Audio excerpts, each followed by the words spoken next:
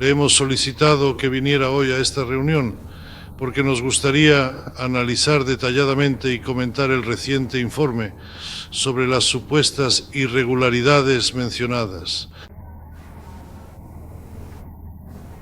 Acciones de violencia sexual por parte de las Fuerzas Armadas rusas.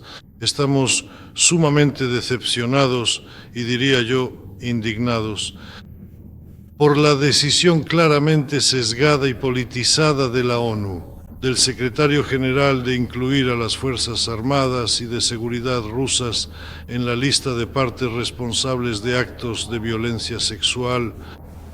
El borrador del informe anual contiene información sobre crímenes que no solo no pueden ser verificados debido a la ausencia de los datos necesarios, sino que tampoco demuestran un carácter sistemático de las supuestas violaciones, lo cual es un criterio clave para ser incluido en la lista. Los incidentes descritos en el informe son superficiales, están mal estructurados y prácticamente no contienen análisis de fondo.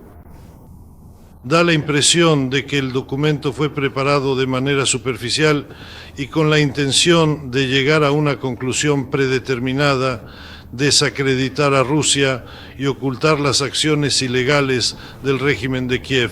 Y para nosotros esto no es sorprendente. Recordemos 2022, cuando en medio de la ola de atención mediática sobre la situación en Ucrania, la señora Spaten acusó a los militares rusos de usar medicamentos, mencionando específicamente Viagra, para llevar a cabo ataques sexuales contra civiles como, según sus palabras, una estrategia militar. Esa fue una afirmación basada en información fragmentaria proporcionada por la llamada Comisión Nacional de Investigación sobre Ucrania, establecida en virtud de una resolución votada del Consejo de Derechos Humanos, como la propia representante especial reconoció posteriormente. También señaló que la información de esta comisión es difícil de verificar. La falsedad de estas declaraciones es evidente, pero no hemos escuchado ninguna disculpa ni retractación de esas declaraciones falsas. La misión de monitoreo de derechos humanos de la ONU en Ucrania también demuestra de manera rutinaria un sesgo antirruso. Su mandato se basa en un acuerdo entre Ucrania y la Oficina del Alto Comisionado de las Naciones Unidas para los Derechos Humanos, lo que plantea dudas sobre su autoridad para llevar a cabo actividades de investigación. Además, es bien sabido que esta misión funciona como una máquina de blanqueo de narrativas ucranianas. Es precisamente sobre la base de materiales de estas dos estructuras que se construyen las acusaciones en nuestra contra. Un enfoque así también es metodológicamente defectuoso. El informe se presenta de conformidad con resoluciones específicas de seguridad, mientras que su verificación es realizada por la ONU, entidades que no tienen mandato bajo esas resoluciones. El sesgo evidente también se confirma por la ausencia de información sobre cientos de civiles que han sido sometidos a tortura, golpizas, abusos, asesinatos, violencia sexual y malos tratos por parte de formaciones armadas ucranianas.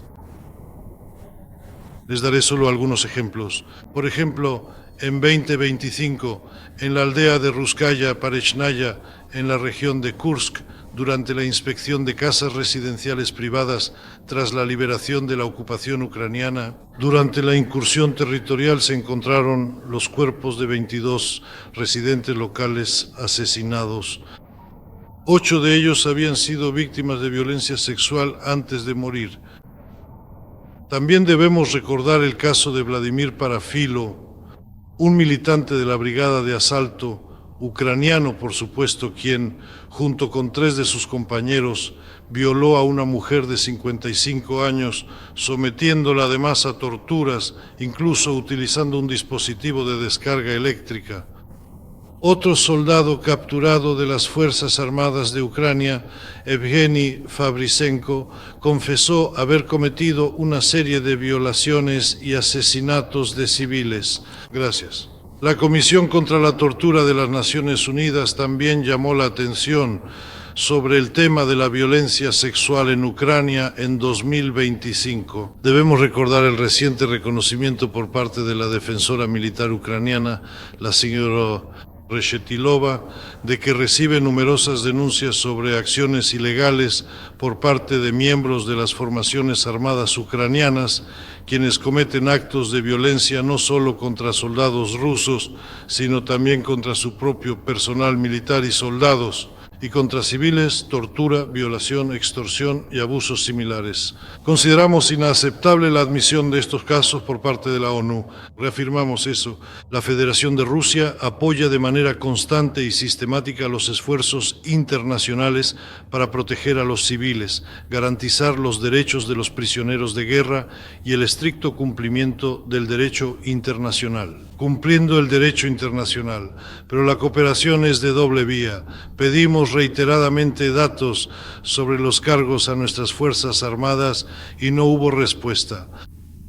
La discusión de acusaciones tan graves debe basarse en los principios de profesionalismo, imparcialidad y en hechos verificados, en lugar de valoraciones politizadas y enfoques unilaterales.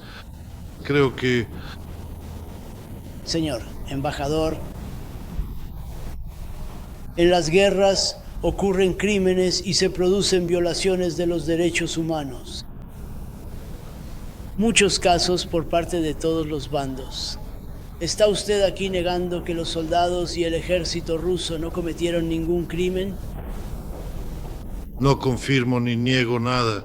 Comento el informe de la señora Patton, al igual que el secretario general, según datos de comisiones independientes en Ucrania. Si hay acusaciones deben estar fundamentadas, y lo que estoy diciendo es que la base para incluirnos en el informe, francamente, no resistiría un juicio justo, porque estos datos no pueden ser verificados. ¿Sabe usted cómo se recopila este conjunto de datos? Cuando hay otro intercambio de prisioneros de guerra, los soldados ucranianos llegan a su tierra natal. Y de inmediato se les obliga a escribir confesiones de que fueron abusados sexualmente o torturados, y luego estos documentos llegan a estas comisiones independientes que forman la base de sus acusaciones. Así de simple es. De nuevo, no estoy justificando a nadie. Solo digo que el informe que se preparó se basó en datos que no pueden ser verificados de manera independiente. Embajador, la ONU afirma que Rusia ha negado a los investigadores de la ONU el acceso a los centros de detención. ¿Cuál es su respuesta a eso? ¿Es eso cierto o no? Si se nos solicitara formalmente y se nos pidiera el acceso, nosotros se lo proporcionaríamos con gusto, pero, como ya sabe, estábamos simplemente extendiendo una invitación a la ONU, a funcionarios para que vinieran, por ejemplo, a las nuevas regiones rusas. Siempre se negaron, citando la integridad territorial de Ucrania, y no quieren cruzar las fronteras de esa integridad territorial, según su punto de vista, dando preferencia a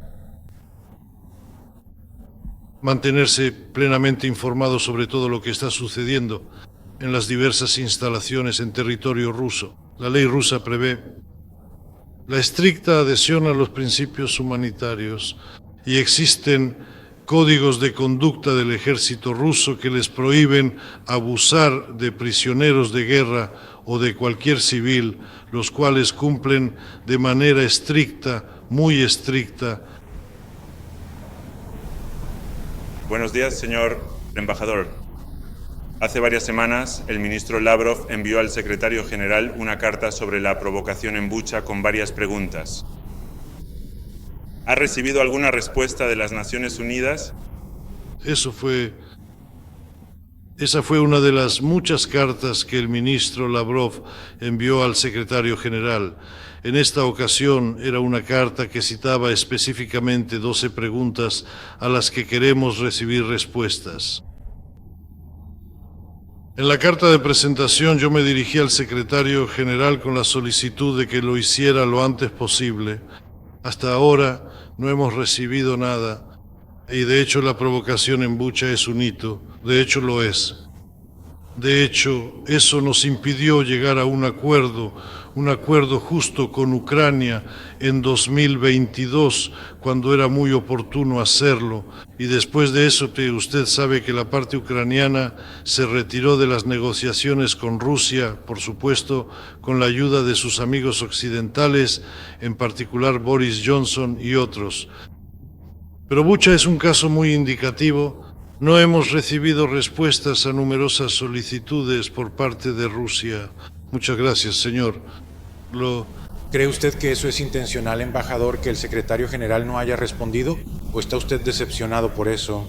Nos sentimos profundamente decepcionados ante esta situación, porque este caso ha funcionado, como bien mencioné anteriormente, de hito para continuar con las hostilidades.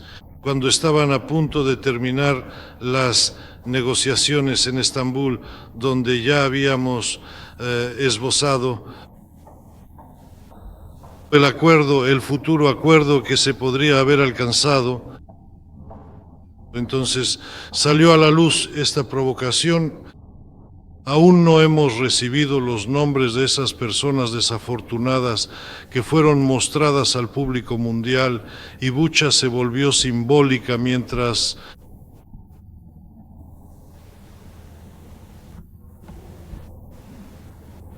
se ignoran completamente los hechos de que estos cadáveres aparecieron en las calles de Bucha 3 días después de que las tropas rusas se retiraran de allí. Muchas gracias. Gracias por venir.